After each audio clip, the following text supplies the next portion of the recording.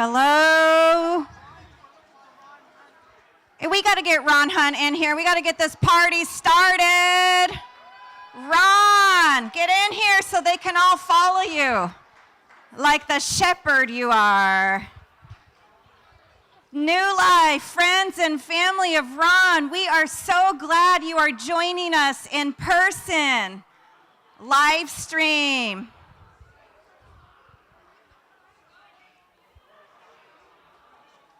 So good to see you. Plenty of seats. Make your way in. We're getting started.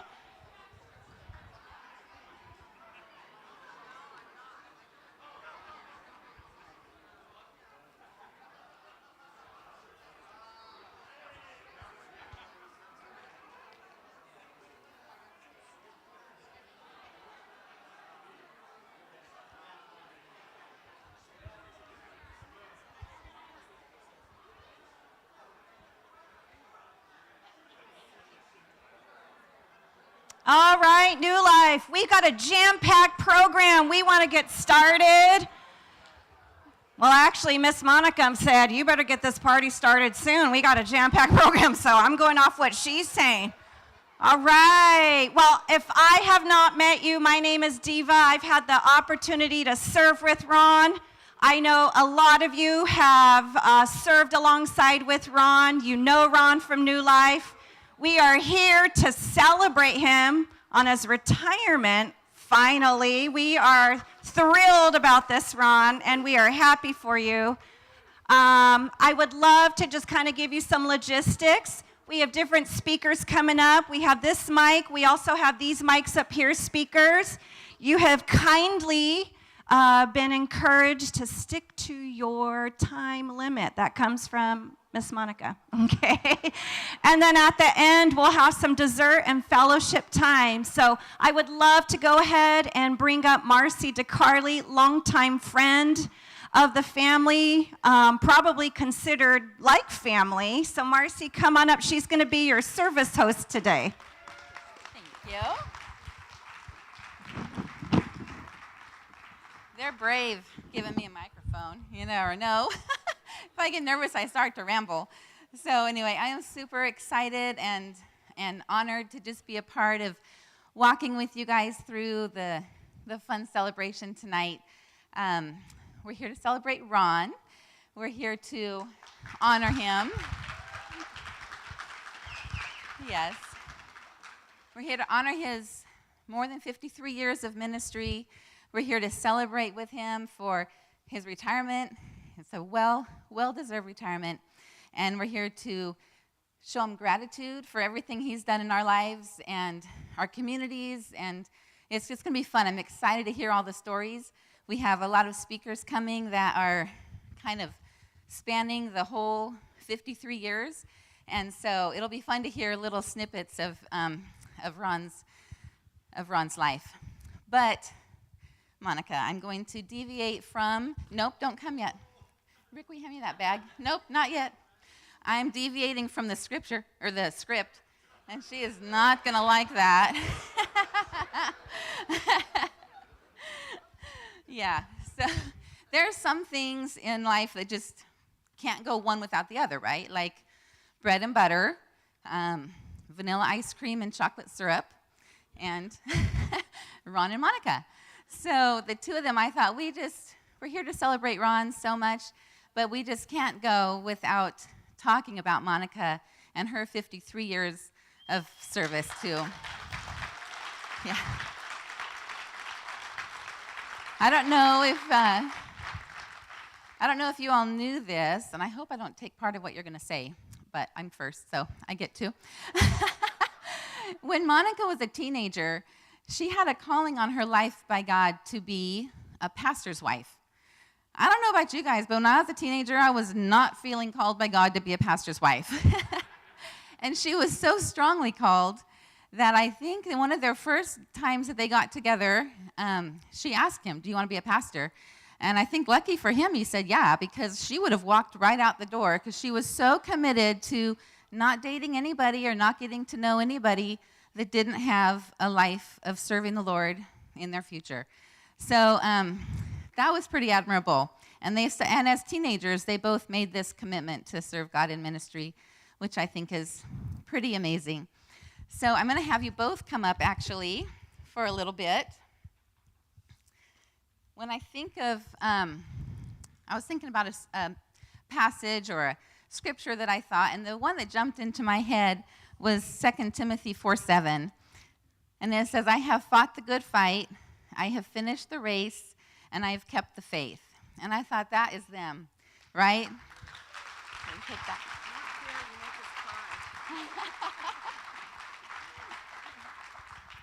So then, as I was praying, I wanted to get them a little something, a little gift. And so I was praying for God to give me, something special, right? You know what he told me? On cloud tennis shoes. That's what I said. I said, what?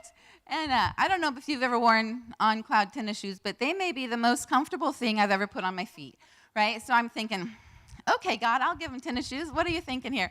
And it just was so symbolic to me that you need something comfortable after having fought the good fight, finished the race so well, and you have so much left to do. So you have so many more people to see, so many more places to go, and so many more lives to just affect, and I'm so excited for that. Starting with next month, I think you're going to the East Coast. True. Yes. So with that, they get their first, maybe not first. Yeah. They get tennis shoes.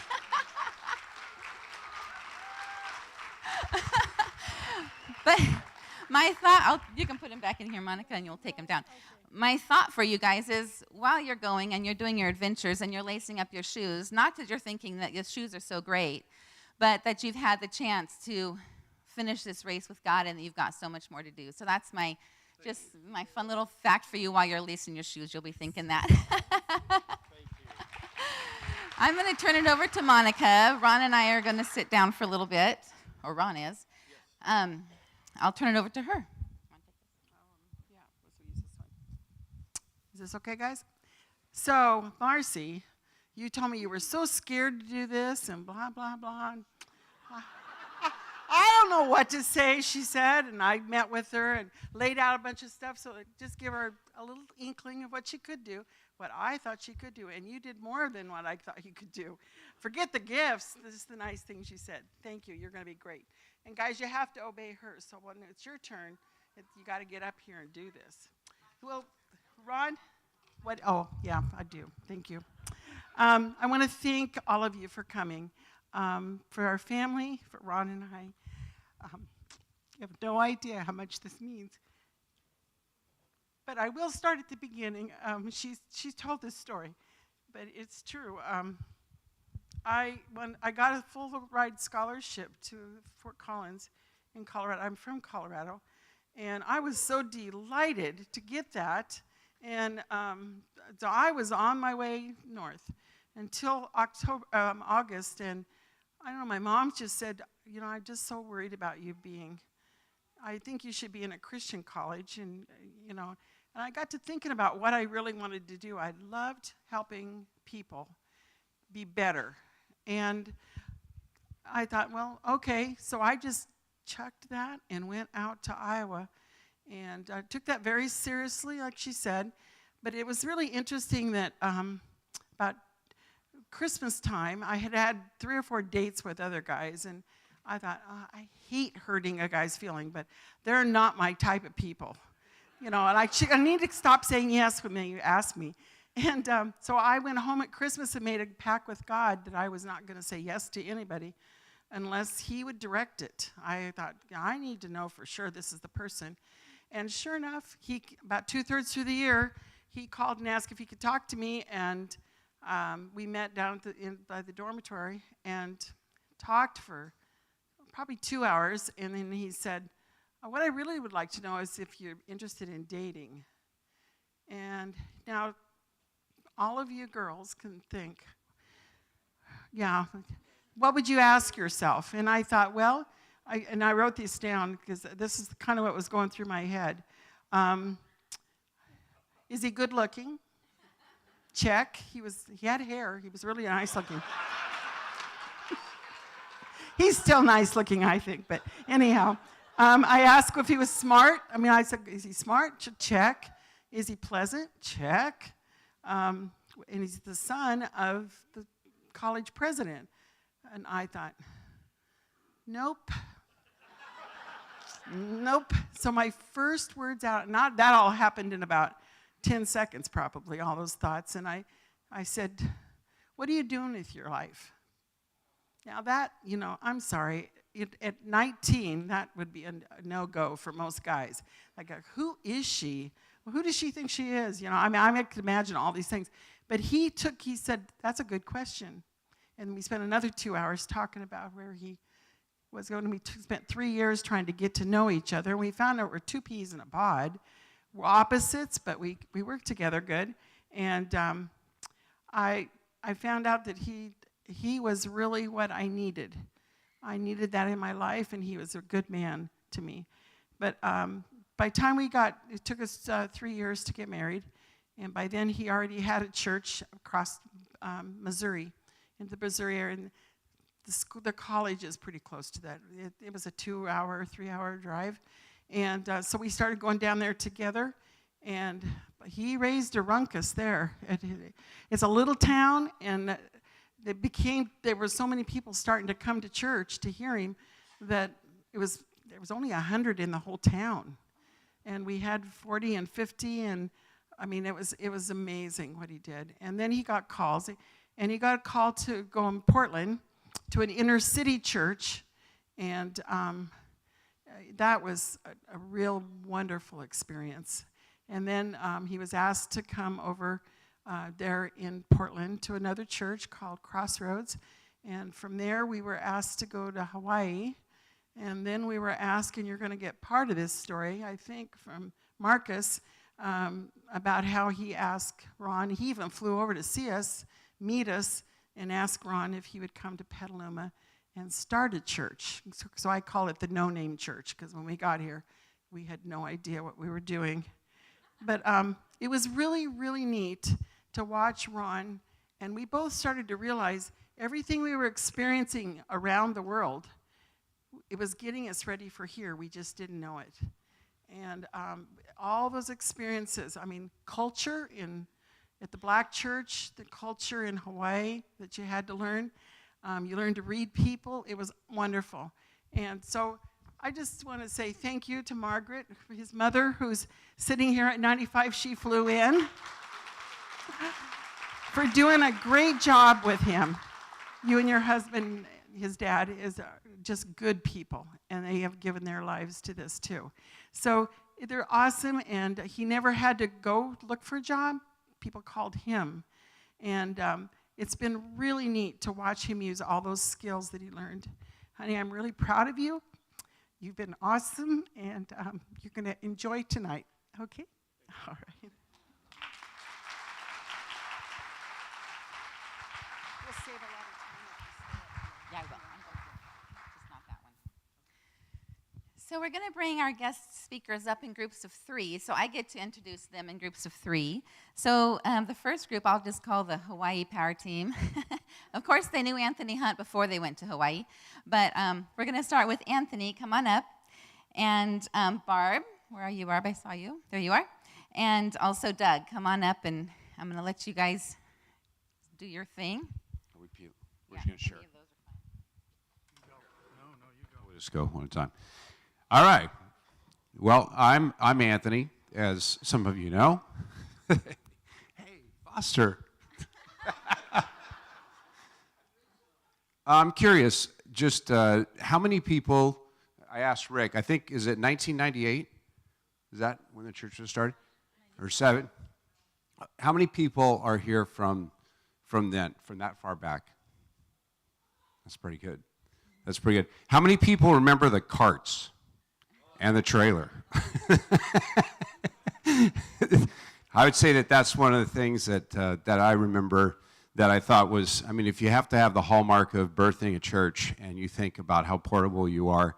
I actually meant to ask you earlier, Dad, how many places that we held services, which I can't remember, but it was 15th. So yeah, you've got parks in there and schools and other churches and cafeterias and everything. It was kind of crazy. But when Mom said you got 3 hot minutes to talk about something, and then she was trying to narrow down things so we weren't all replicating what other people were saying, one of the things that came up for me that I thought was really special was the nature of birthing a church from zero means that you got to do everything. And I thought that the servant leadership, Dad, that you showed for all of us, and it's something that I don't really know a lot about New Life at this point in time, but one of the things that I get from people who still are connected is that there's still a tie-in to there's no job too small. And when you think about, for all of us that were hoofing around homemade, in fact, I'm going to say a decent chunk of people who just raised their hands that were hoofing around those carts were probably part of building those carts. They weren't exactly like we built them or like we went out and bought them. We had to custom everything. And but I always thought about that because I thought if you're ever going to build a leadership team, okay, Barb? Okay. No, if you're ever going to build a leadership team and you want people to rally around and be willing to rally on a cause to a whole different level, it starts with if the person who's at the top of that leadership team is willing to do the smallest thing in it. And I always thought that was super powerful. So I could go on with 1,000 other pieces, but if you had to narrow it down for me, I think that was one of the most powerful things that there was. And I've always really appreciated that. So kudos to you. It's still paying off in the world around you. Yeah.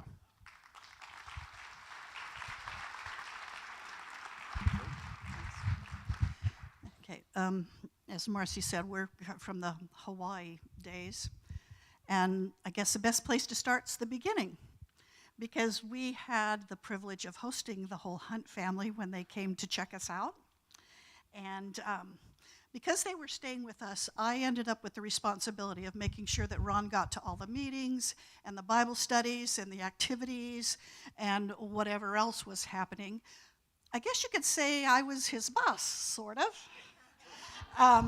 Which is interesting because then a short time later I came on staff and he became my boss. But I can pretty much bet that he was never as bossy with me as I was with him. During the time I worked with Ron, I never ever saw him angry, even when I made mistakes. And I did make a mistake or two. Couple of them which he could have gotten quite angry about, but he never even raised his voice. He calmly explained the situation to me, and then we talked about how I should go about repairing whatever it was I had accidentally done or not done, as the case may be. After changing staff positions from children's ministry to administration, one of the things I started doing was transcribing things that Ron had dictated onto cassette tapes. Anybody remember cassette tapes? Yeah? We're dating ourselves there, aren't we? He happened to walk by my desk one day when I was transcribing, and he stopped and said, "If you're going to do this job, I need to get you some proper transcription equipment so you don't have to keep stopping the thing, and you can have the headphones so you can listen and not." And I said, "Oh yeah, that would be a good idea." I think I said something like that. But a few days happened and no equipment came. A few more days happened and no equipment came. And I've never ever seen Ron not follow through on anything. So that made me start thinking, you know what? He's leaving. That's why there's no transcription equipment. And so, although I was, of course, saddened, I was not surprised when, a short time later, he announced that he was resigning. But leaving didn't mean that we stopped being in connection with each other, mostly because of two things. First, God provided for Cal and I to be able to financially support the beginning of the work here. And that was so exciting to just see how God worked and how it grew, and it was just a real blessing for us to be a part of that.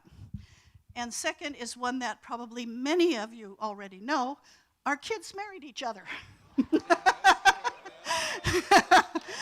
Yeah, and so we're stuck with each other. But as far as I'm concerned, it's a good stuck. To end, I want to share one of the many things I learned while working with Ron that I've never forgotten. During one of our individual staff meetings, I told him, the one thing I do not like about being on staff is the things you learn that you really don't want to know about people. I mean, it happens. And he looked at me and he said, it's a good lesson in unconditional love, isn't it? Thank you, Ron, for that reminder of how God wants me to love.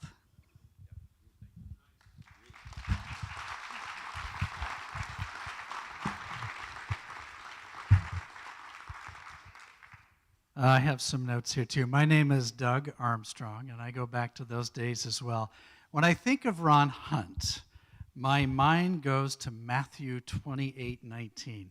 It says to make disciples and baptize them in the name of the Father, Son, and the Holy Spirit. Now, I think of this verse because Ron baptized me in the backyard swimming pool at his house, and he discipled me as a new baby Christian.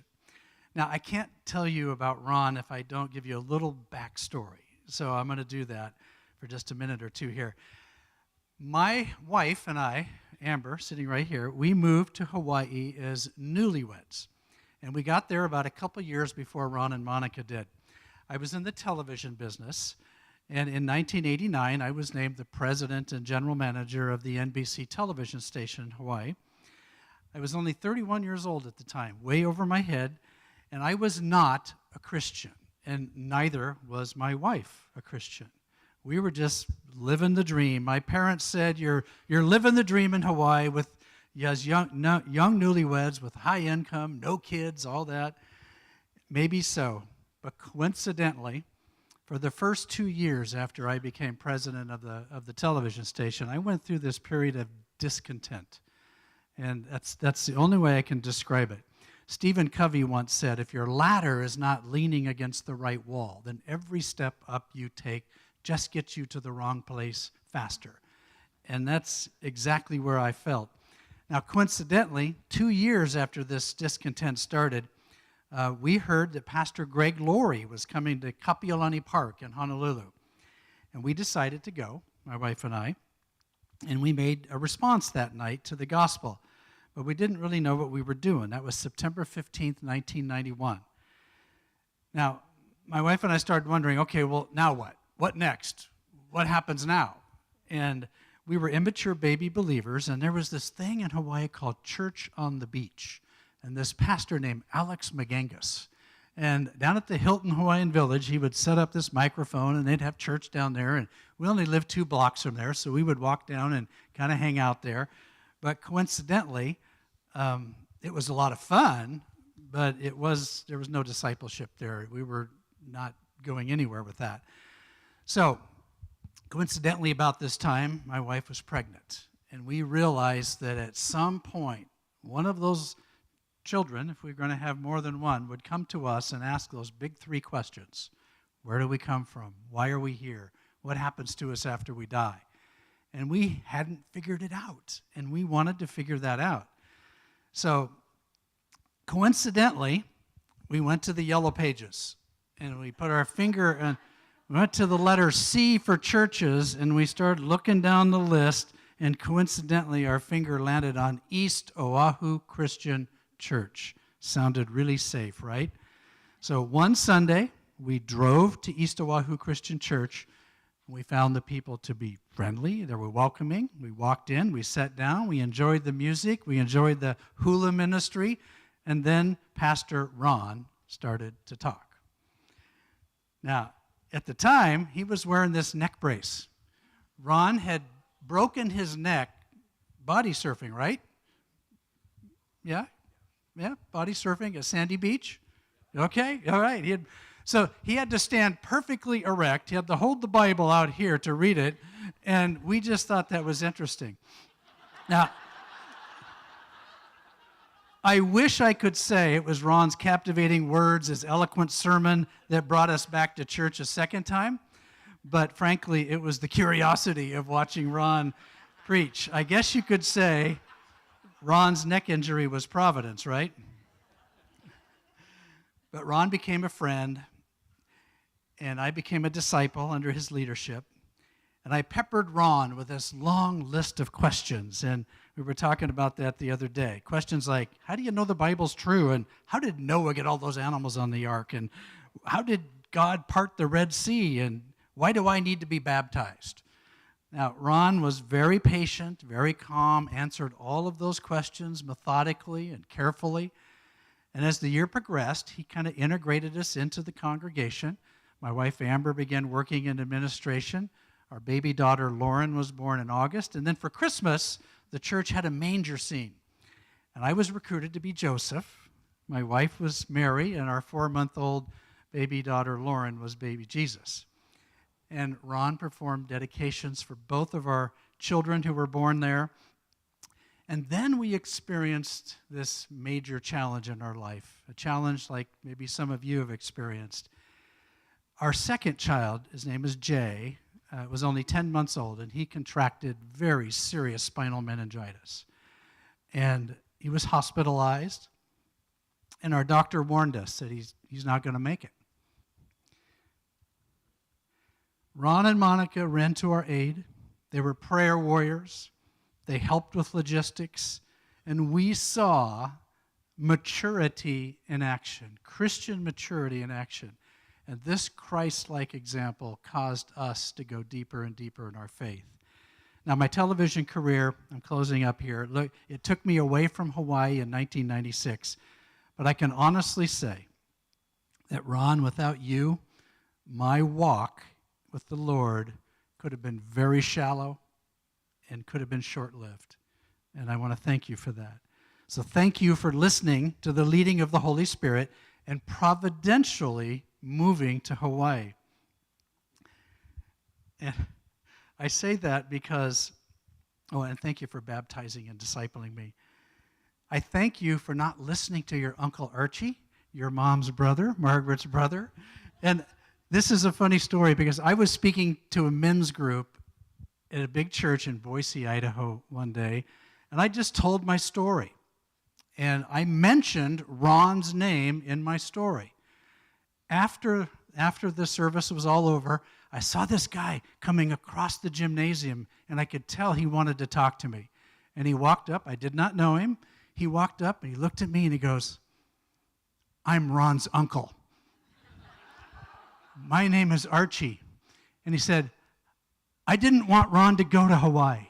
I tried to talk him out of it." He said, "Ron, you don't go to Hawaii for ministry. You go there on vacation." And after I had told my story and mentioned Ron's part of my story, Archie looked at me and he goes, "I now know why. Ron had to go to Hawaii." And he said, "It's providence." So, Ron, thank you for loving Christ, loving the body of Christ, and loving the world for whom Christ died.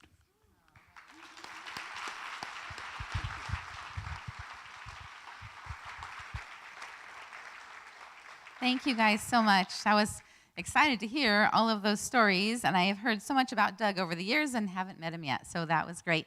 Our next 3 speakers coming up is Marcus. We had, I think Monica alluded to Marcus a minute ago. Marcus Bigelow. Pat Parks, he was the original, if I get this right, chief of police when Ron first started, so if Pat can come on up. And Foster started with us when you were, 12 as our drummer? I think Lucas is bigger. It's a little bit convoluted, but my dad knew Ron's dad. And my dad heard that Ron might be possibly moving and interested in planting a church. And so my dad called Ron, and Ron said, "I'm not interested." And Monica said, "Ron, you didn't even pray about that yet." So Ron and Monica prayed about it, and he called me, and I went over. I was brand new as a director of the church planting organization called Northern California Evangelistic Association, and I think you were my first, as director, come to there. And I remember being in the room thinking, he's got to come, because otherwise the board's going to think I just wanted to go to Hawaii on vacation. But I came back and I said, guys, we got to get Monica, and if we have to take Ron to go along with it, we'll take Ron too. No, not really. Ron, I just want to say something that it has really been providential that you came to plant a church at that point in time, because NCA was a brand new organization. And if you had failed, who knows where that would have gone. But you came, and Randy Watson came, and Steve Vaughn came, and several other people came that were providentially brought there. And out of that has spawned a movement that has now resulted in 3,000 churches being planted around the world.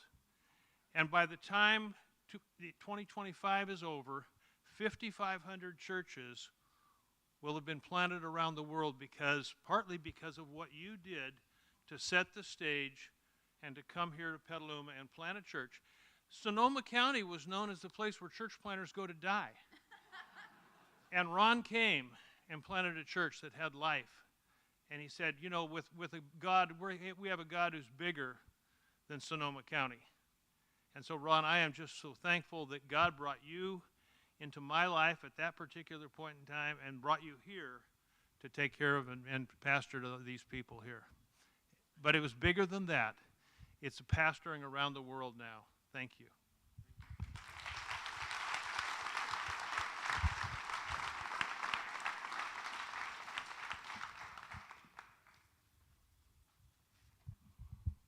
It's going to be fun to pick on you a little bit. Number one, Ron and I have a lot in common. Both of our wives think we're good looking. I don't know what the rest of you think, but that's okay. I would point out I still have a little bit of hair, and you're not quite there yet, but you'll get there. Anyway, I met Ron when he first came to Petaluma. Actually, I don't know that I was chief when you first came. Actually, Wayne Bigelow, your dad, got a bunch of pastors together right when I was testing to be police chief, and he prayed me in office. I don't think I would have been chief without his prayer, so thank you so much for your dad. He was such a good guy. I won't choke up yet. Have fun. So Ron and I met early on, either right after I became chief or right after he came. So I had already become chief, and we had some connections, very special connections. He was Denise, my wife's brother's pastor, so we had that in common. Your church was founded on Clegg Street, little interesting story there. I used to work for Doug Clegg in Calistoga. We made milking machines for Ross and Home, and I ended up in Petaluma. Pierce Clegg was my very best friend, and he and I became cadet police officers together in 1969, the same day, and he went on to be sheriff of Kootenai County, Idaho, and I ended up here. But when Ron and I first met, one of the things I was passionate about and wanted to see happen was a chaplaincy program in Petaluma. And I had had some discussions with a buddy of mine in Sacramento. The county had just started a chaplaincy program that was a little different than what we were looking for in Petaluma.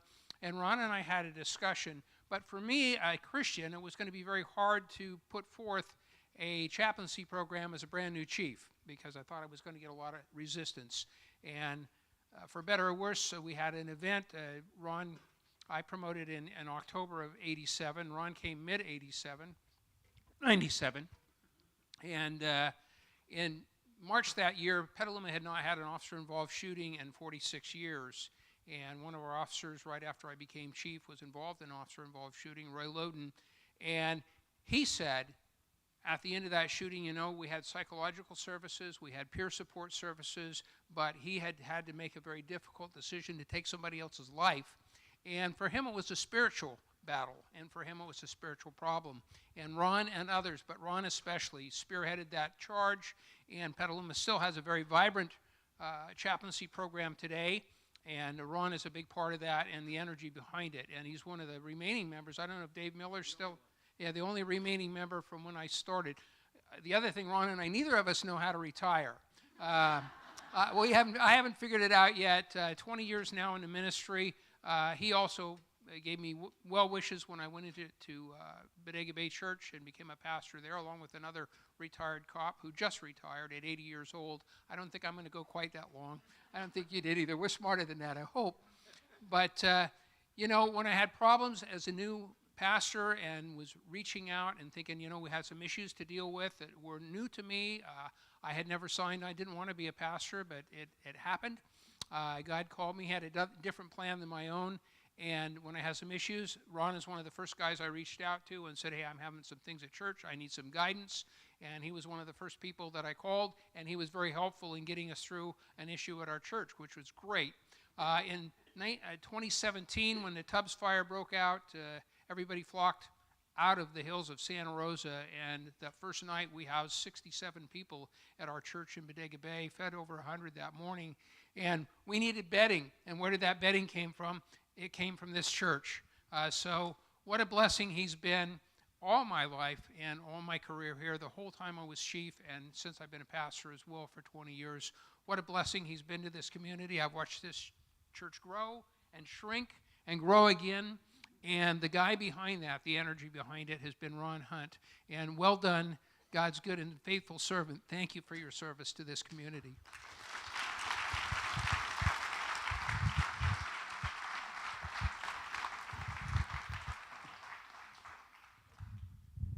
Hi, everybody.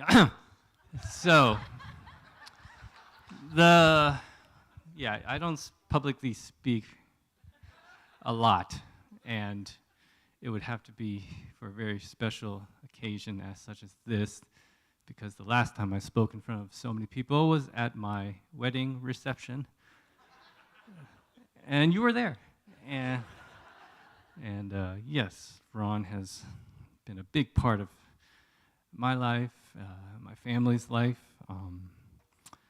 So how did I come to New Life? Well, of course, I was here in the beginning. So the story goes is I just moved here to Petaluma when I was 16 in '96 from Baltimore.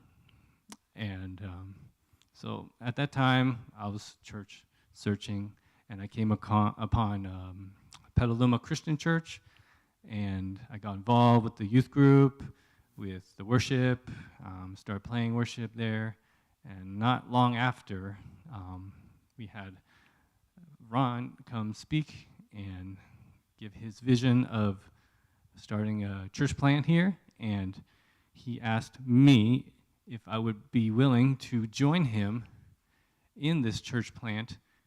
And of course, I said yes. Did not know what I was getting into, but I am so glad that I accepted that. And at that point, it was since I was only 16. Ron actually came to my house, my parents' house, and talked with them to reassure them that he's not joining a cult. This is legit. This is going to be Christ-centered and a loving church. So, not give him a reassurance, which is that was really nice. And so, I have a couple photos that I found from my archives. Here's one from Church in the Park. It was one of my favorite services that we did in the park because I could play as loud as I wanted to. But other than that, it was just being outdoors and just having the whole public community listen, and we're sharing the gospel with them. And I've never done such a thing before. So that was very, very cool. The next photo, and that is our first worship team you're looking at. There's Ron, there's Marcy, but she was part of it. Yes, she was. And Tammy and Anthony, Kevin, Brittany, and Kyle in the back. And there's me. So us, the worship team, these days we take a lot of group selfies, and so this one will be going into the green room. I have the actual photo. And so I was going to give the other one to Ron, and as a little memory. So yeah, I just want to thank you for. It's been a privilege of mine to partner with you in ministry all these years, from the beginning. And every time someone asks me, like, how long you've come to New Life, and I just become, beaming with pride, saying, yes, I've been here since the beginning. And just, yeah, that's, yes, we love you, Ron. I love you, Ron, and all of you've done in my life. That's it.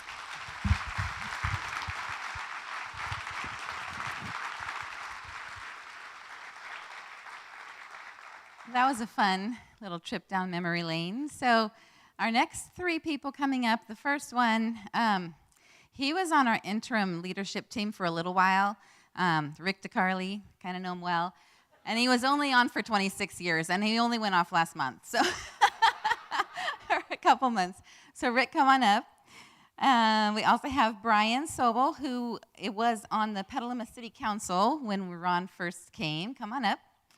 And Wendy Thomas, who is Director of Nursing Services here at Petaluma. And so we've all talked a little bit about Ron's involvement in the community, and he had such a heart for our church and for making us a real culture of everyone feeling very welcome. That was a huge part of Ron, just his whole platform from the beginning. We had to say hi to people we didn't know and stuff like that. But he was like, you have to meet everybody, you have to know people. But just as important as what happened inside whatever walls or non-walls we were worshiping in was Ron's community involvement. So I'm excited to hear what you guys have to say about that. So we'll start with him. Are your glasses steaming? It's hot up here.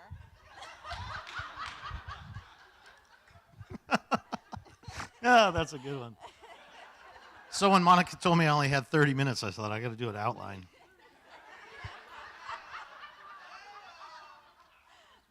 I'll go quick. He's watching me sweat. So I think Ron and I were friends from the beginning. I think I was actually part of the leadership that called Ron to come out. And yes. Ron was a breath of fresh air. He truly was. We didn't do church. We didn't vote on anything, and that was so exciting to me. I'd been part of a previous leadership, and we voted on everything. We were a government, and Ron taught us how to not do that, to pray over things and decide things together. And to me, that was fabulous. We've been serving together for I think 26 years, and I had to guess that because I think we were on our second child, and we had our first, and I think he's about 26. So that was a good marker. Ron's been a great friend, a great mentor, a great counselor. We actually used to work out together. Literally go down to the gym in the morning and pump weights. Can you imagine that? It's hard to imagine today. It was like a 24-hour club, or it was somewhere at the mill, but don't even remember. Yeah, so that was kind of fun to remember. Then I discovered something about you that was kind of weird. The fruit. And I'll tell you about the fruit in Ron. Love, joy, peace, patience, kindness, faithfulness, gentleness, goodness, and self-control.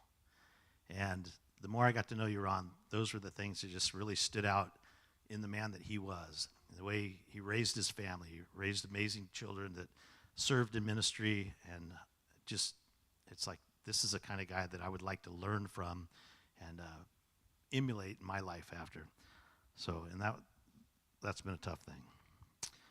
Ron's been transparent and has always continued his education. We grew the church together. We started out, I think we had 8 families, and part of that were all babies. I mean, there was maybe 8 adults and then the kids that went along with that. And so it was fun to see Ron mentor us, but at the same time, he was educating himself, books and seminars and time alone with God, and that was so admirable to see you do that and lead us into leadership. He's a man that I can aspire to be like. Love you, friend. Congratulations on your working so long with the Lord, and it's going to be fun to see how how your journey maybe on the road goes and wherever else you choose to serve. And it's been super fun. Love you guys, and it's been an honor to serve with you, Ron. Thank you.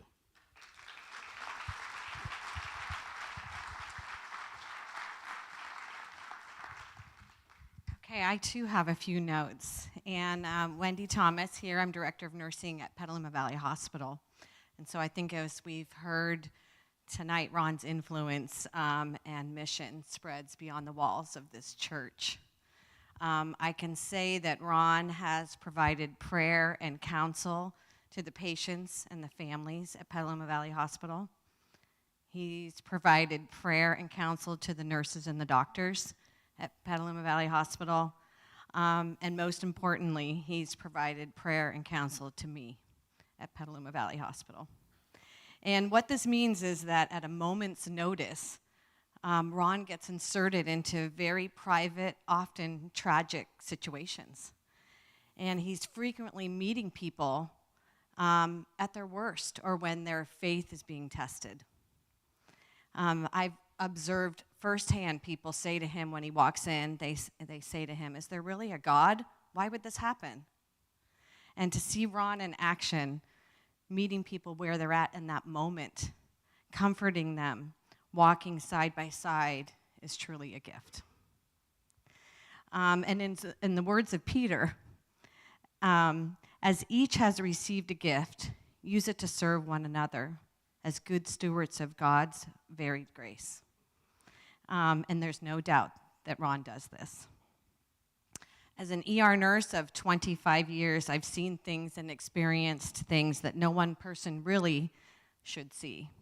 Many of them are tucked away in a way of making space for the next event. Some of these situations will never be erased from my mind, and some of them Ron experienced with me. There's one in particular that's worth sharing with you, as I shared it in real life with Ron. A familiar story, another head-on collision on Lakeville Highway. Two moms and their children heading back to Sacramento after a great day at the beach. The chaos at the scene was something unimaginable in the dark for the firefighters, the EMTs, and paramedics. And what they thought to be the least injured, a 7-month little girl still strapped in her car seat, was transported to Petaluma Valley Hospital, while the 6 other patients went to another hospital. The baby's injuries were not visible from the outside, but there were many internal injuries that no one saw. And little baby Tatum died before our eyes shortly after arriving to the hospital. As the entire team tried to grapple with this, and I, as the leader, started to crumble as well, the curtain opened and there was Ron. He assessed the situation and pushed the medical team back upright just when we needed it the most. We had to pull it together. How could we care for the other patients in the emergency room at that moment? How could we stay at work and not want to run home to our own children? Ron's grace, comfort, and his style prevailed. Ron pivoted and suddenly took the burden away from the staff, who were already crushed, and he was laser focused on being there for the father, who had gotten the phone call that your wife and children were in a car accident. This dad was a believer, and I'm happy to say that he went on to have another baby to the day of the death of his baby Tatum. Ron stayed with this man, comforted with him, and prayed with him as he held his baby. And more importantly, Ron gave this dad the strength, the words, and the motivation to go to the other hospital and tell his wife that baby Tatum was called home. So now that I've gotten that story out without crying, because it still is raw, as you can imagine, I share with you this insight and the amazing work that this man has done, not once, not twice, but continuously for many, many years. When the staff see Ron in the hospital, the shoulders get lower, the mood is lighter, and the smiles are bigger. Ron, your servant leadership will never be forgotten. Petaluma Valley Hospital and I have been blessed by you and have been honored to have been on your path, walking hand in hand. Now it's time, though, for you to walk hand in hand with Monica and take the time to fill your own cup and know that you've filled mine.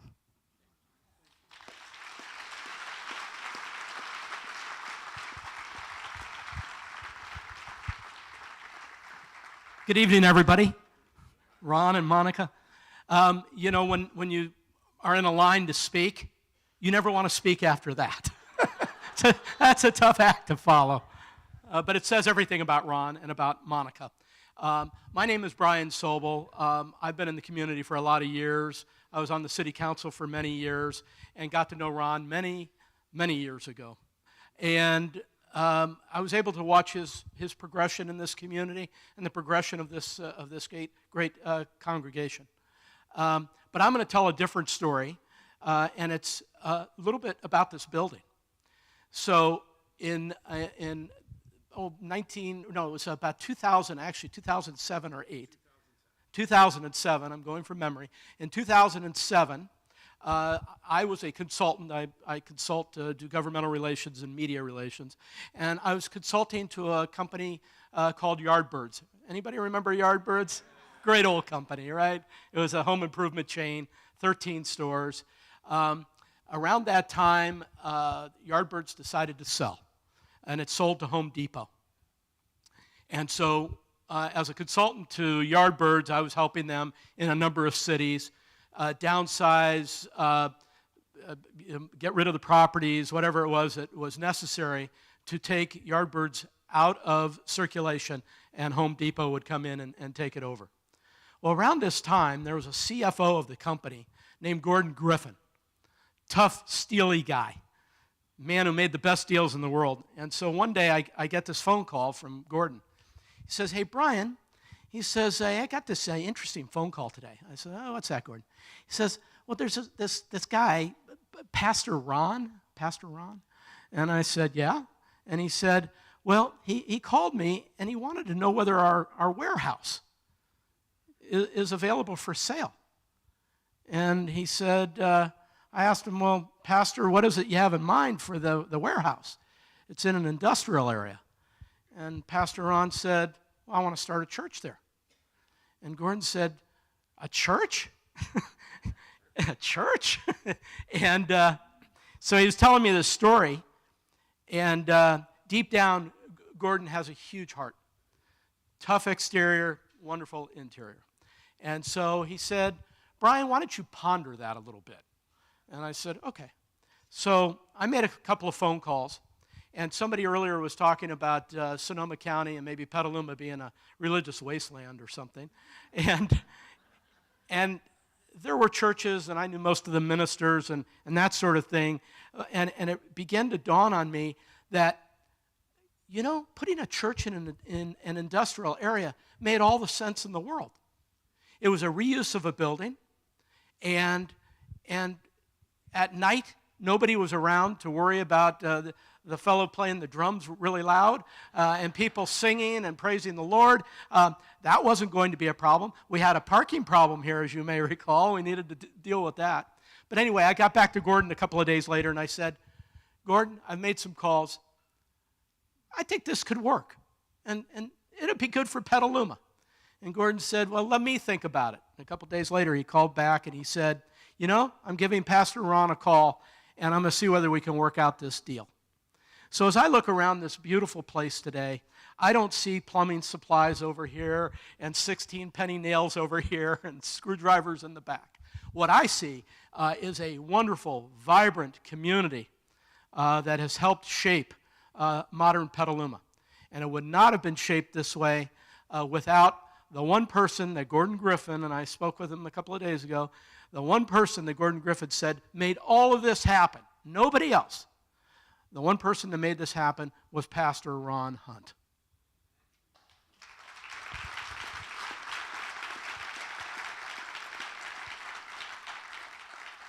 So Ron, whatever you're going to go off and do, I wish you the very best. Monica, everybody knows that if somebody's in the forefront or busy, there's always somebody there who is the absolute support system. Without it, we don't survive. And that's the case with you. And so I wish you the very best, both of you. You have done great work. Petaluma will always remember what you've given to this community. And this great place here is here because of you two and you, Ron. Congratulations.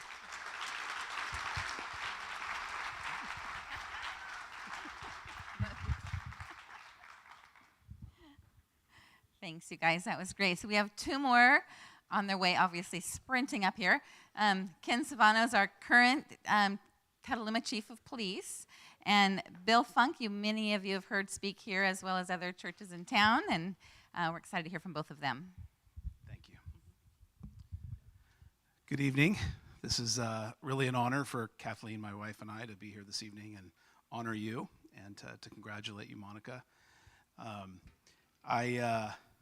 It's incredible to me to think about the 25 years and how it spans from, one of my first chiefs and the story I'm going to tell tonight to where we are today and how many lives you've touched. So I really appreciate the opportunity to share.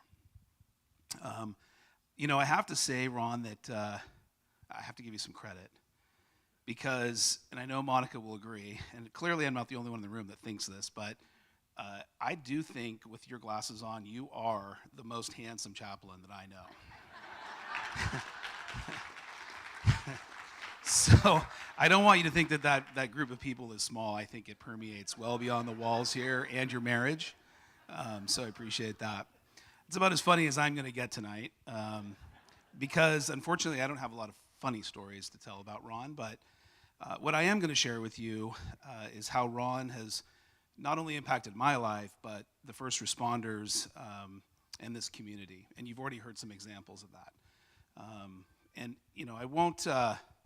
I won't get into some of the detail that I wanted to share because I think it's hard to expand on the impact that you have on people and have had on people beyond Wendy's story.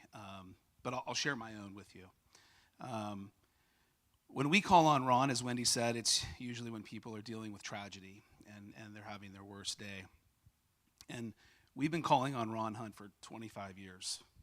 I don't know how many calls you've been on, but that's a lot.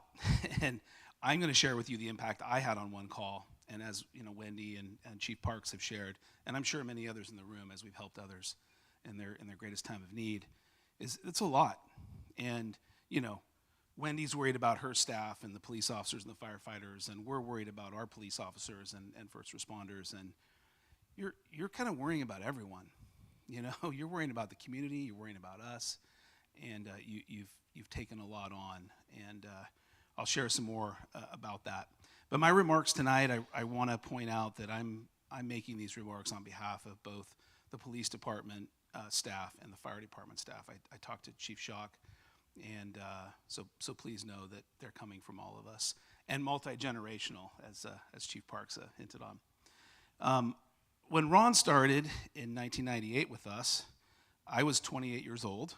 I'd been serving in law enforcement and exposed to various forms of trauma and tragedy and terrible things, but felt invincible. I think I'd been working for Petaluma for 4 years under Chief Parks and, thought I was all together and everything was great.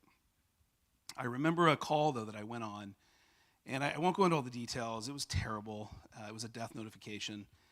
And I remember the emotional impact that I had in trying to find the right words, having calls pending, having a partner there, and just the awkwardness of it. And fortunately, this mother had her husband with her, and so she wasn't alone.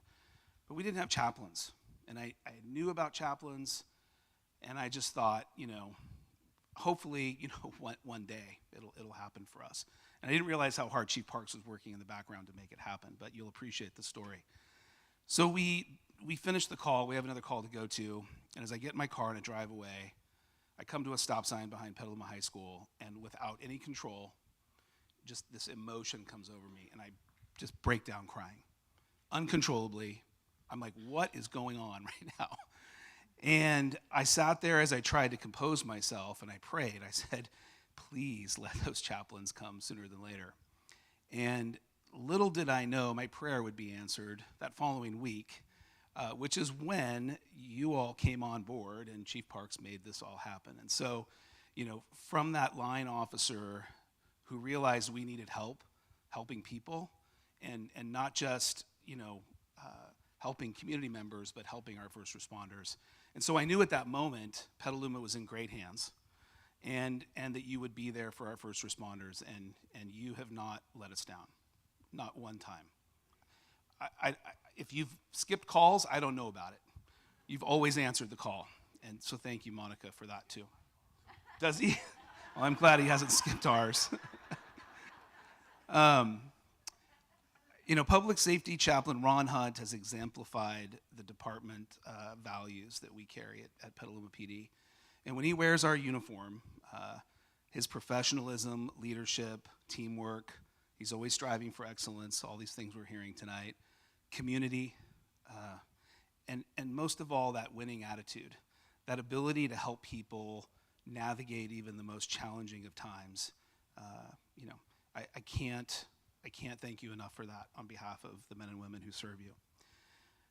Ron, I want to thank you for your friendship, your spiritual and professional guidance, our lunchtime chats when your primary concern is for me and my staff, and my primary concern is for you and the other chaplains. We're talking about how do you all decompress? You're worried about us all the time. And so when someone cares that much about other human beings, it's really powerful. So thank you for that. And what you've done to help us with the burden that first responders and the medical professionals have dealt with for many, many years without that help, we are so grateful.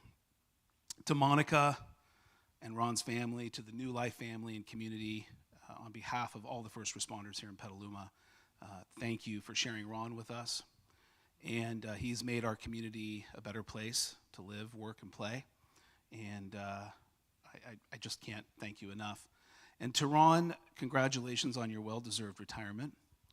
And I want to thank you for all that you've done and will continue to do, not just for our community, but I'm sure wherever you travel and wherever you're finding leisure in retirement, you're going to continue to follow what our Petaluma motto for leadership is the ability to positively influence others.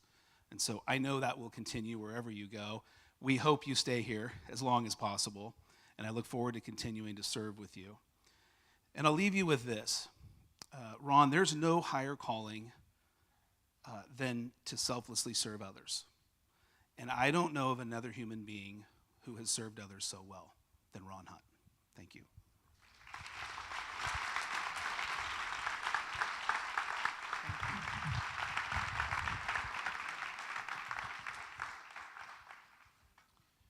Well, Marcy, they say they save the best for last, right?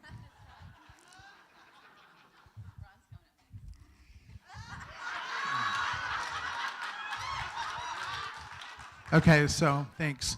I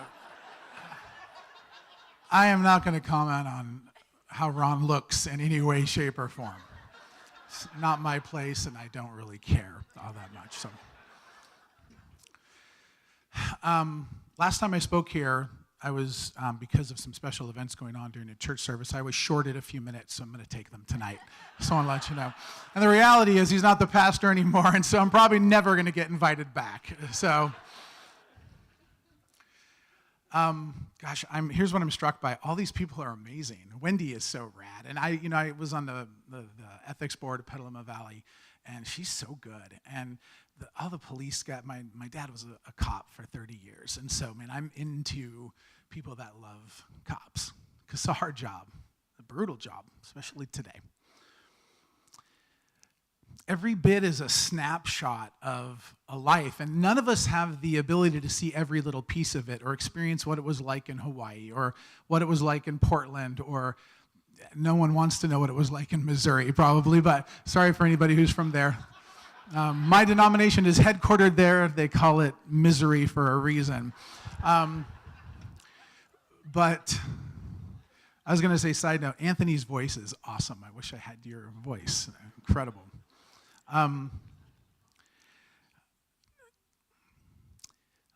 Brian, you're talking about the building. I stood with Ron in a mirror, not on purpose. We happened to be at a retreat together, and we were both shaving at the time, and I actually saw the look on his face when when the church had taken on the responsibility of this. And so, as much as we know how exciting it was a heavy burden, and one that he carried and probably still carries, and there's a lot of things to this. And this is what I'm trying to say. You don't know everything behind the scenes, and we all get a little bit of piece of it, and then we judge that person based on what we know of them. But if you could understand the breadth of what 52 years looks like in ministry, I'm telling you, as a guy who pastored for 30 and 18 in this very city, some days it is death by a million paper cuts. And one thing Ron has always showed is I don't want to call it a brave face because it's not a brave face. It's really who he is. It just feels like a brave face because how could it possibly be that authentic? And yet it is. So I'm really pleased to be here tonight to celebrate 100 years of pastoral ministry that Pastor Ron has been a part of, or somewhere close to that. It's actually a monumental effort to find the stamina to endure the spiritual, physical, mental, and emotional output it takes to do this well. In so many ways, you make it look easy, and that's frustrating. I have notes. He gets up, has a couple lines, and talks for 30 minutes, and it's like, gosh, that was good. I have to write every little thing down, which is probably good so I know where I'm going. People say, how hard can it be? Pastors only work on Sunday, and they play a lot of golf, and they counsel and go out to lunch and hang out with the chiefs of police, multiple. But churches are filled with people, and people are, and I say this with all love and respect, people are mind-bogglingly crazy. And even church people, or especially church people. So knowing what Ron has done for 100+ years of church ministry is not only impressive, it should be absolutely applauded. Thank you. Someone got it. Good job.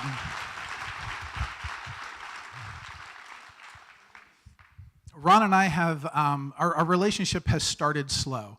And it's been 20 years next month that we've known each other, and probably the last few that we've become friends. And I've appreciated that. We've had some difficulties, and a lot of it, frankly, was my fault. But he's been gracious to forgive me in those things, and I mean that.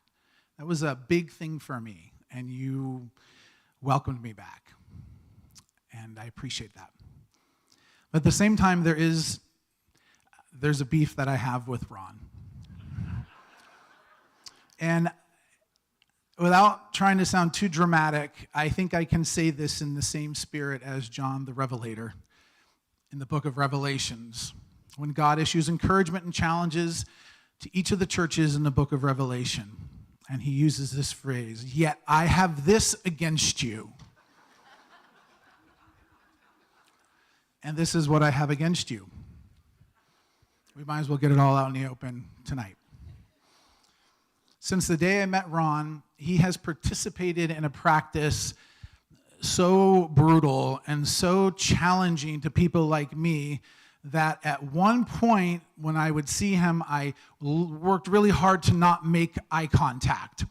Because when we were going to make eye contact, I knew he was going to come over to me and put this thing into practice that he has always done, and it's been painful. And to make it worse, it was modeled and encouraged and raised to such high levels among the bevy of little sycophants here at New Life Christian Fellowship that it has become unbearable. And it was unbearable for me. And I would reach out to shake his hand when I'd see him at City Ministries or coming over to get something.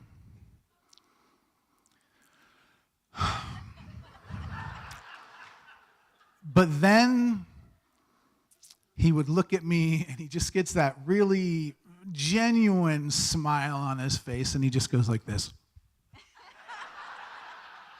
And then starts to walk toward me. And I'm literally thinking, but then he comes in and he does that thing that is just so challenging for certain people, but especially me. He hugs me. He hugged me. He continues to hug me. And I'm not even sure what to do with it. And it's just so challenging for me. And this is the thing that I've had against him. And it's not just a hug, it's an actual embrace. And it's almost that, Bill.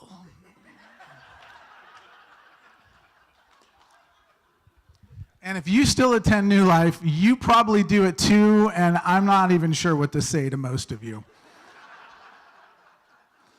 To make it worse, half the congregation wanted to do this on a regular basis, and one of the last times I spoke here, outside of tonight, which will probably be the very last time, this was further hammered home for me when I made a comment about the fact that this is the church where hugs are on a regular basis, and I have no idea why it was so stupid, because as soon as the service was over and I walked down this set of steps, I was embraced by so many New Life people. Were they rubbing it in? What was it, just what they had been modeled over these years? And they just gave me the big smile and the warm hug, and I'm thinking, this is his legacy. But, and I'm done, just about. I can say confidently, though, as time went by, not only did I get better at recognizing when he was moving in for that,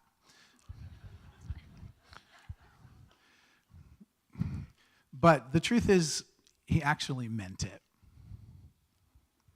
And in the beginning, I wasn't so sure.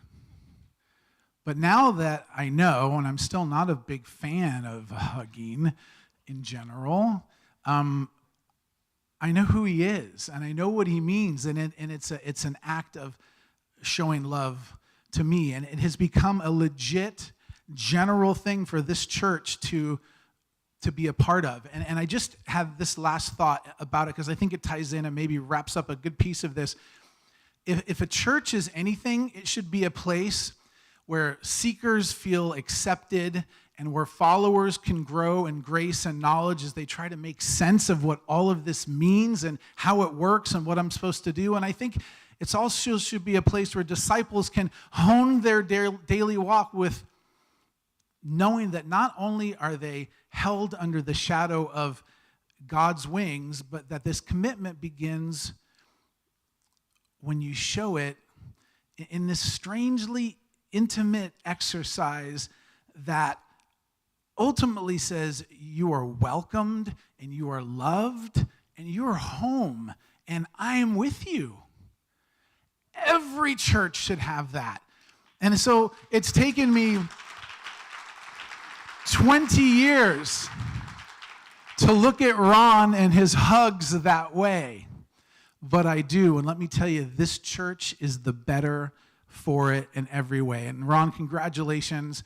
Monica, I've actually really come to love Monica, and we text back and forth sometimes, and she's just an awesome lady, and gosh, all the stuff that they've been through, and all this stuff about retirement. If any of you actually think he's going to retire, that's the biggest farce on this whole night.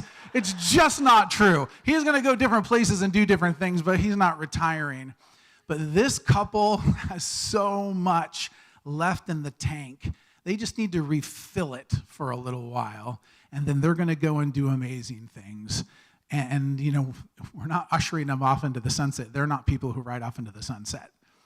They may enjoy the sun and a round of golf, but they're going to come back stronger than ever to serve wherever they're called to serve. Probably here a little bit, probably a lot of other places a lot of it. And like everyone else said, I'm honored to have worked with you, served with you, grown with you, been challenged by you, and I love you. And Monica, you are just a dear heart in every way. So God bless you both.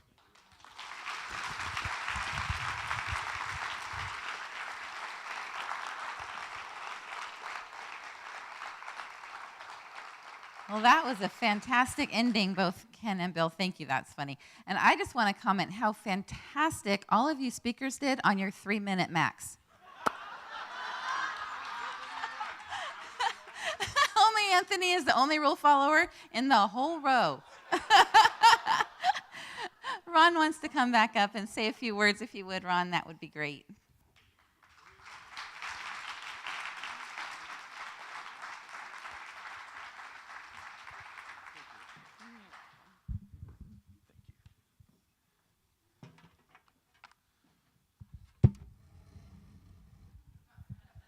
someday I'll grow up and be like Bill.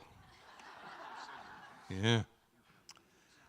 First of all, thank you, all of you, for coming. I love every one of you. And to those of you who have spoken, oh my.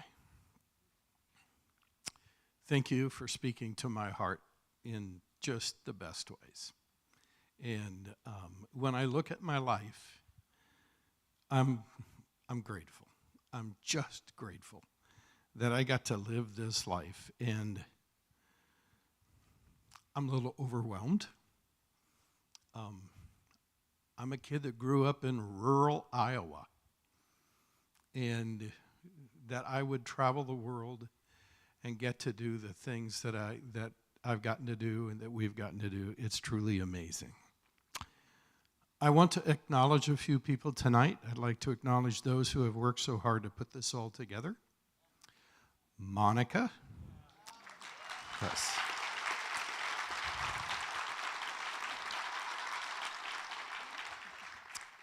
So here's a whole bunch. Marcy, Tammy, Lisa, Mary, Bessie, Kathy, and a whole host of people who have actually our community group, who have worked hard to bring this all together. I just want to say thank you. It means the world to me.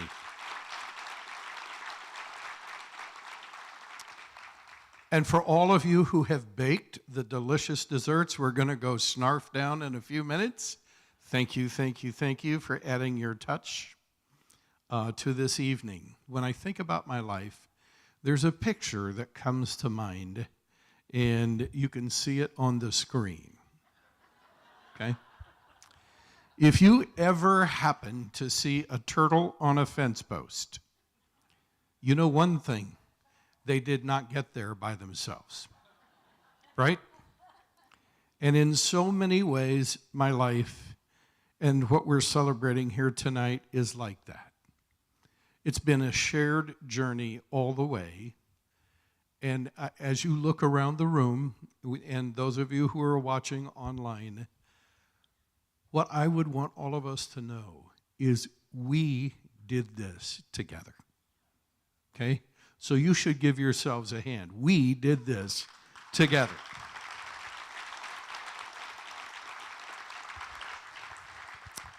In some way, every person in this room and all of you watching online, you've been a part of this. You have worked alongside me with just as much dedication as I have. You have invested in others. You have built work and ministry teams. You have founded and built churches. And you have founded and built community organizations. You have sheltered countless people during fires and other seasons of need in their lives. Together, we have made and we are making a difference in this world. That's a big deal. That's a really big deal. Thank you for partnering with me.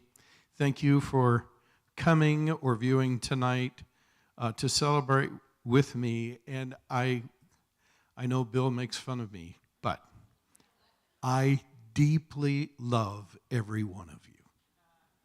No exceptions. I deeply love you.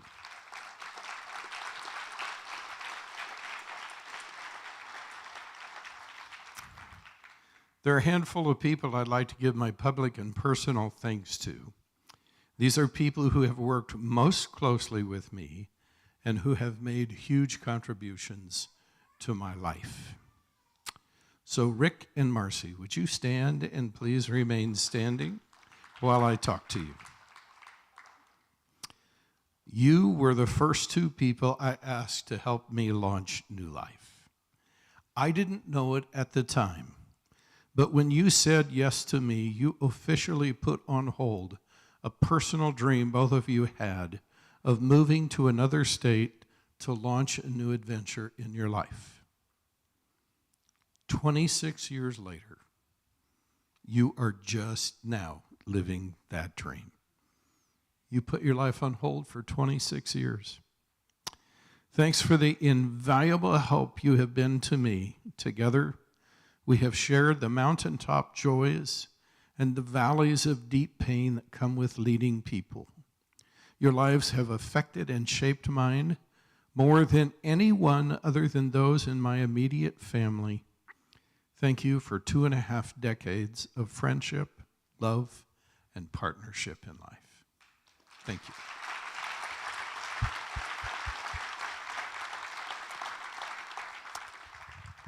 Mom, would you please stand?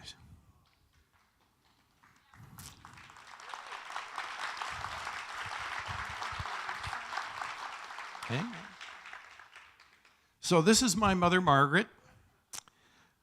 She is 95, believe it or not. I know you don't tell women's ages, but I'm so grateful I got some of those genes. That's awesome. So, Mom, thank you for giving me life. I am well aware that you almost died giving me birth. Thank you for endangering your life to give me a chance at mine. I also am aware that Dr. Miller charged you only $25 for all my prenatal care and delivery. And that means I didn't really have much to live up to. Yeah, I was a bargain, that's for sure. So, you and Dad were tremendous parents to Dawn, Rich, and me. You took your responsibility as our parents seriously. You invested in us and in me over and over again, and even now, you still invest in me. Thank you for giving me a great start in life. Whatever has been accomplished in my life stands squarely on the shoulders of what you and Dad built in me. Thank you for being my wonderful mother. I will always be deeply grateful. Thank you.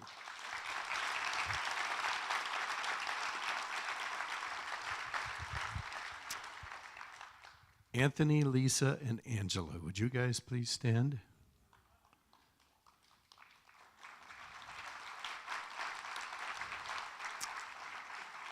These are my children. Actually, these are our children.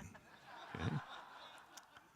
Of all the things that God has enabled me to do in this life, the one that is the most fulfilling is the role I've been blessed to fill as your father. My heart breaks every time I hurt or disappoint you, and my spirit feels a deep joy and fulfillment every time I get it right as your dad. I couldn't be prouder of the values you have chosen in life, the way you consistently invest in others, and the lives of unshakable faith you continually live. Anthony, shortly after graduating from high school, you decided to teach yourself how to play the keyboard. And with only the slightest of help from your mother, you began building your skill as a musician. To the point that 2 years later, you were not only playing the keyboard, you were leading worship at Island Family Church while playing the keyboard. You were writing music, arranging it, and leading a full worship band at the church. At the crucial age of 25, you put your life and future career on hold to come here to Petaluma to help launch New Life by being its first worship leader, graphic artist, and member of its first strategy team. You and your wife, Sienna, are a big part of what we're celebrating here tonight. Lisa, even as I say it, it's hard for me to grasp that as a 10-year-old fourth grader, you started not only to serve in ministry, but to lead. I guess we should have known you would be a powerhouse wherever you went in life. At 10, you were standing at the front of a church bus, leading 30-plus kids that ranged in age from preschool through high school, through songs and activities as they rode to church. You and your husband, Eris, chose to move here to help launch and build New Life. Few have been more influential and crucial to its health and growth than you too. And Lisa, I am and always will be grateful for the more than 20 years you have invested in the leadership of our Next Gen and children's ministries here at New Life. Thank you for daring to be a girl and a woman who leads powerfully and beautifully in this world.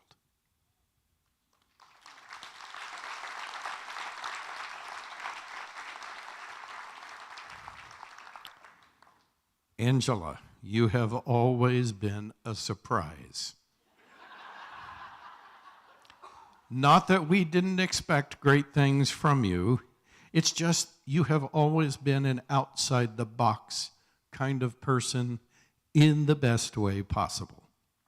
None of us, including myself, could imagine what this church would be like without your 20-plus years of pastoral leadership in it. You have deeply shaped and affected not only this church, but my own personal life and leadership in profound ways. Thank you for daring to be all that God made you to be. Thank you for speaking the truth into my life so often. And thank you for lifting people everywhere you go in this life.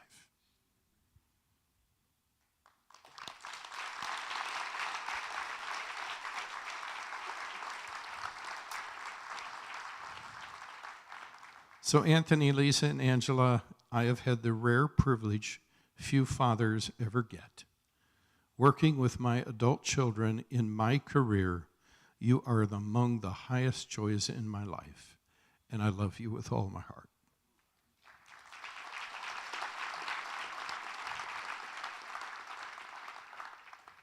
Now, Monica, there's a reason I brought you up here. Would you please remain standing while I talk to you? You are one of the most courageous, brave, and strong people I know. More than anyone else in this world, you have helped shape my life and career. You have not only helped me keep my perspective in life, you have rolled up your sleeves and worked tirelessly alongside me for more than 50 years now. Tonight, we celebrate you as much as we celebrate me. This is just as much your retirement.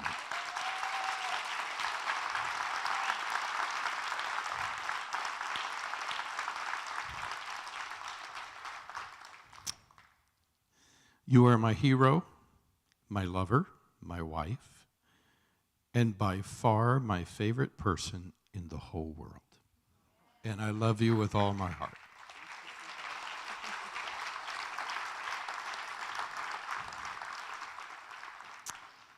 In this room, there are people of faith, and there are others who might not characterize themselves as people of faith. That's okay. I think that's great. Okay? If you're in that latter category, thank you for allowing me to live out my faith alongside you. I'd like to ask your indulgence as we close this celebration with a tribute to the God who I believe has guided my life, protected me, and empowered me every step of the way. There's a song that actually summarizes my life and what I feel most deeply in my heart tonight. I've asked Spike to come and sing that song. I want you to listen to the lyrics.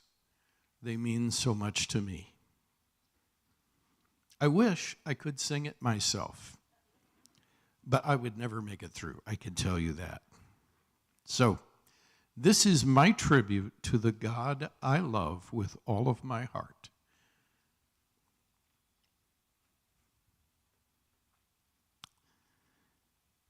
Because I have lived my whole life in the goodness of God. Thank you.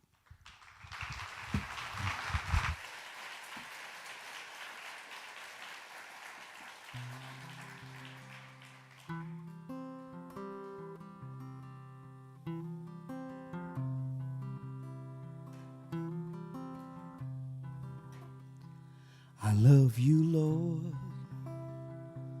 Oh, your mercy never fails me all my days. I've been held by your hands from the moment that I wake up until I lay my head. I will sing of the goodness of God. And all my life you have been faithful. And all my life you have been so, so good. With every breath that I am able, I will sing of the goodness of God.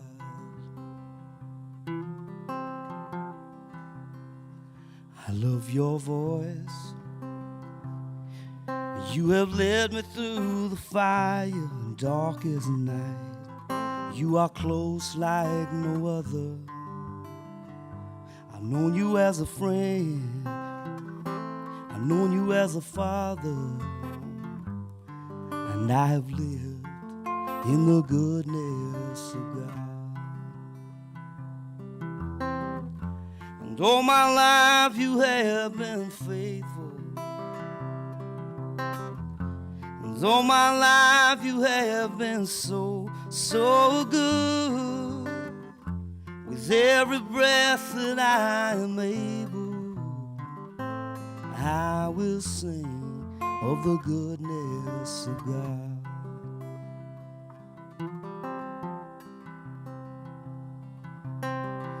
Your goodness is running after, it's running after me. Your goodness is running after, it's running after me. With my life laid down, I've surrendered now. I'll give you everything. Your goodness is running after, it's running after me. Your goodness is running after, it's running after me. Your goodness is running after, it's running after me. With my life laid down, I surrender now, and I give you everything. Your goodness is running after, it's running after me.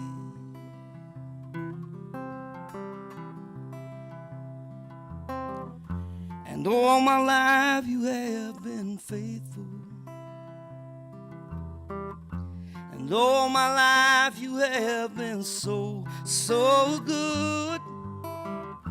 With every breath that I am able, I will sing of the goodness of God. I will sing of the goodness of God. Yes, I will sing of the goodness of God.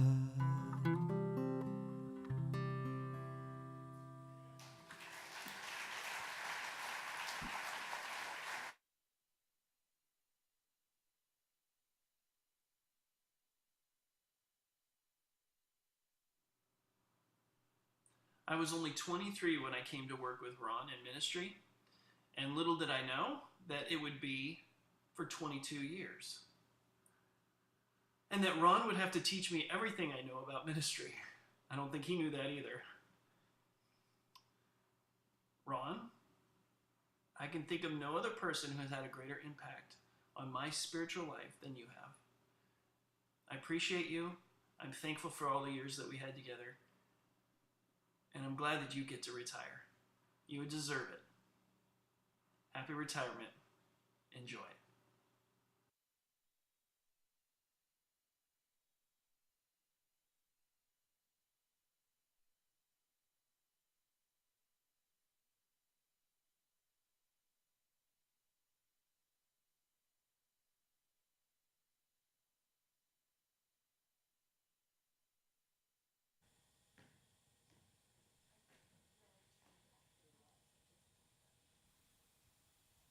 Is that working? Well, I don't know, Shane. I don't know how to follow that. Good night. First of all, I think, other than family members, I think Deb and I probably have known you guys the longest. Almost 50 years. Yeah. Yeah, we don't look it, do we? Yeah, almost 50 years, yeah. So first of all, I want to say thank you. Thank you for this occasion. Thank you for inviting us. My name is Bill Green, and my wife, my lovely wife over there, Debbie. We came down this morning, drove down from the small town of Salem, Oregon, just to be here. We wouldn't miss it for the world. There's nothing that could get in the way of that, so appreciate that. Before I get going here, though, I have something to clear up. I'm kind of confused a little bit. We all got an announcement in the email. I think it came a month ago or something. And on there it said Ron was retiring after preaching for 54 years. And I've known you a long time, and I thought, my math just doesn't work. It just doesn't compute. And I remember talking to some of his siblings, and they told me specifically that you started preaching the minute you were born and you could start talking. So it can't be 54 years, right, Margaret? He's been like, that's my 72 years you've been preaching. Well, Monica called me yesterday. I was a last-minute add-on, and she said, Bill, would you consider getting up and saying something at our ceremony tomorrow? And I said, sure, love to. And got to thinking about that, and what would I say, and what would I do? And she kind of said, you know what, talk about maybe a trait, and give a story or something to point that out. And so I've been thinking about that. And I can tell you, boy, last night was great. I don't know if you know, it was the start of the NFL season. Yeah, first game yesterday. So sitting at home last night in little Salem, Oregon, watching the game, I was so thankful for the timeouts and the halftime. I could put a lot of effort into thinking about what I was going to say. So I was glad for that. And I was glad it wasn't a blowout, because then it would have given me more time to think about what to say today. But it was a good game. But no, just kidding aside, Ron and Monica, I do want to say that it was pointed out that we're talking about a retirement of Ron, but it's been pointed a couple times. I'm going to talk from my heart about both of you, because I feel you're a team, and you're a team for all this time, and you've been with him. And so, Monica, this is to you too. My story starts way, way, way back, late 70s or early 70s probably. 18-year-old kid, just graduated from high school, was raised in a Christian family by a single-parent home. She took us to church, and I met my lovely wife when I was a senior in high school, and we got engaged, and the minute I turned 18 and graduated, we got married. And I don't recommend that to anybody, anywhere. People ask me about that. We just celebrated our first grandson's 18th birthday, and I look at him and I say, no way. There is no way he could be married. But God knew at that time that we were the epitome of what a church needed. We needed mentoring. We needed to be surrounded by people that could help us get through it. And one of the first families, we were trying to remember exactly what day and situation we met you guys, and I couldn't for the life of me remember. And I think I came to the conclusion that we couldn't remember, because you guys have always been. You've just always been part of our life. And there's no real specific time, but it was mentioned earlier that they came to Portland, inner city, and I think that's where we met you. You were ministering where my mother worshiped, and I think that's how we got to know you through that. We were going to Montevilla at that time. Deb and I were married in Montevilla, which later became Crossroads, but I think that's where we met you. And so after we were married in January of 1976, we got a first apartment, and that first apartment happened to be, the managers of the complex happened to be Ron and Monica. And so God knew from 1976 in January, bicentennial year, By the way, do I look good with glasses? God knew that we needed people like them in our lives to help us get through and to mentor us. And even though you guys were young, married to, I think you had Anthony at the time, and I think Lisa was in diapers when we first met you guys. Angela was just a dream. Yeah, but she was just a figment of your imagination. But unfortunately, we only spent 4 months with you in that apartment complex. But in that 4 months, the trait that I'm going to talk about, both of you, that we quickly learned is that you guys were genuine.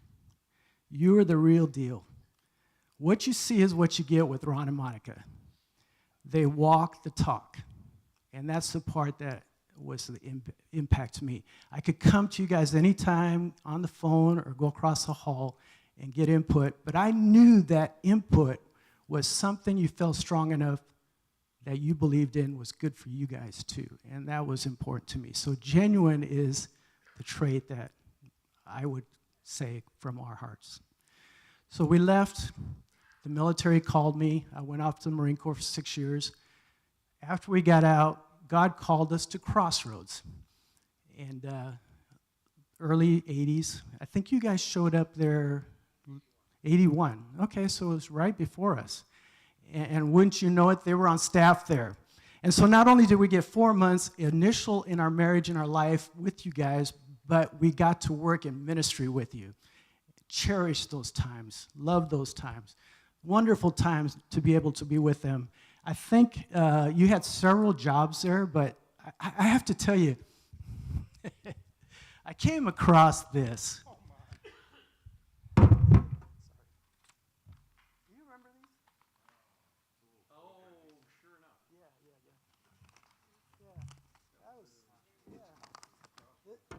This was from our Crossroads newsletter they used to put out every week, come to your house. And this one's dated September 5th, 1990. And as you can see, it's so old, it's yellowed. Yeah. But Ron, at that time, I think I was working with junior hires, and you were the high school young adults minister. And so we got to work pretty close together. And in that article, which I feel just comes down to the trait I'm talking about, you wrote an article, and I'm going to read part of it. And by the way, you're very handsome there with glasses too, and he does have hair. And we had not much back, both of us, and I believe they called that a comb over. Yeah, it was called a comb over. So in 1990, we started a program. Back in the day, we used to have a big thing with youth. It was called retreats, and there were weekends, Friday through Sunday, all over. The people would bust in. And so Ron and us at Crossroads decided to start a retreat there. Do you remember the name of it? Well, that was one of them, but this one was Power Fest. You remember Power Fest? Yeah. You wrote about that. Yeah. It was called Power Fest, and all the kids for the youth, college, young adults, and high school would come to it. And it was in beautiful Trestle Glen retreat. You remember that? Yeah, there in Barton, Oregon. And but here's what I want to read. Here's what Ron put down for this year's theme. The theme was Christianity. It's the real thing. Yeah. We will be considering who's real, what's real, how to be real. Teachers from all over the Pacific Northwest have been selected to handle classes and discussions, and the two featured speakers are Myron Wells and Ron Hunt. And when I talk about genuine, that right there shows the very first subject that we wanted to work on was how do you make God real in your life? And all these years, and even after all you got, by the way, we were one of the ones that were mad at you guys going to Hawaii. But who am I to get in the way of God? So we tend to lose when we do that. But of all the years, Ron and Monica, that you guys have gone on and done your thing, we've been praying and watching, and you've been some very good, great friends. And we want you to know that Deb and I love you guys dearly. And we appreciate what you mean to us. And we are here, our families where they're at. Great impact from you guys. We love you dearly, and we wish you the best. And I know, like they said, you're not going to retire. And I'm looking forward to seeing where God's going to take you guys next, what that great big thing is. And you're going to be passionate. You're going to do your very best. And so congratulations to both of you.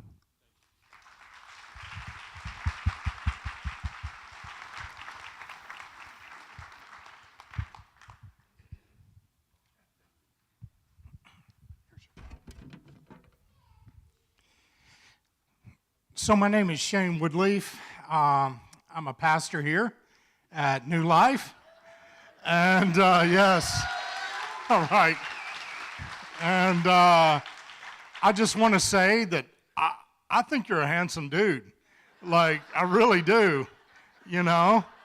And all of those kind of things. And so obviously I'm the guy in the room that has known Pastor Ron for the least amount of time. And I want to tell you just a few quick little things and then speak as a pastor and a friend. When I first looked on churchstaffing.com, I saw New Life in Petaluma, California. And I was intrigued because I had already worked in a New Life on Vancouver Island. And so I thought, that's a cool name. It was a cool church. Maybe this is a cool church. And so I pulled it up on the website, and I saw these 3 phrases. Everybody's loved.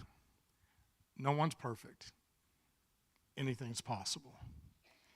And I said to myself, I think that's a place that I might want to put my resume in at, if this church is actually what it says it is.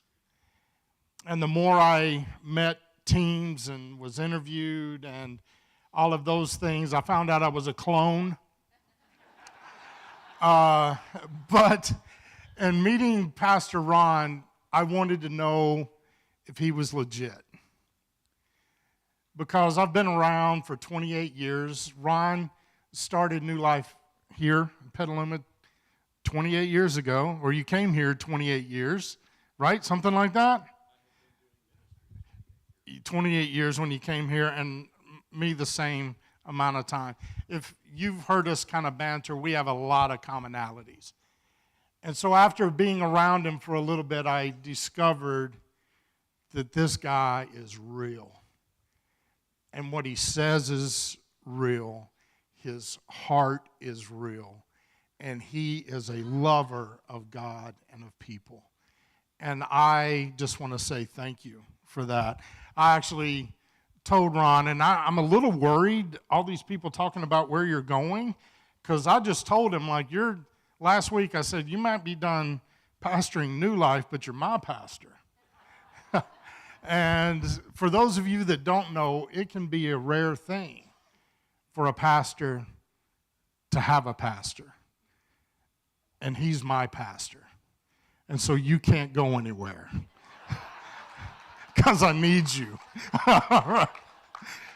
Oh, and then when I met Miss Monica, I knew why he had been so successful. Wow, just an amazing, amazing woman. Actually, the other day, I was preaching on this fact that nobody's perfect, and I said that Monica was feeling kind of out of place because she is perfect. And so, just really enjoyed these two, and I'm going to enjoy the future years to come. But as a pastor of this church, I want to thank you.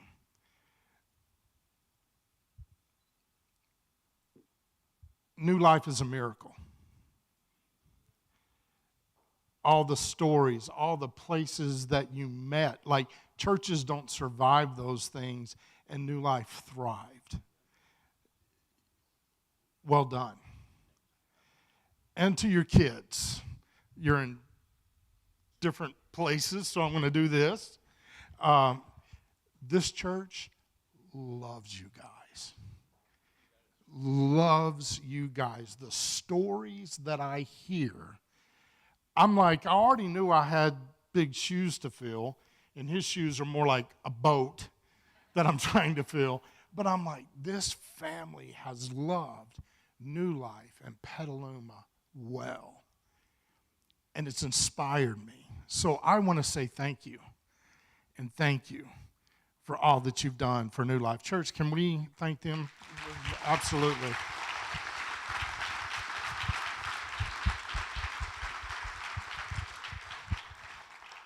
And all of the community stuff, like, man, when I'm just sitting up here listening to this thinking, wow, I really don't want to be up here right now. Like, just an amazing work. And so, Bill, I want to share with you that I thought I was a hugger. You know, the kind of, you stop them out here and give the hug. Not with Ron.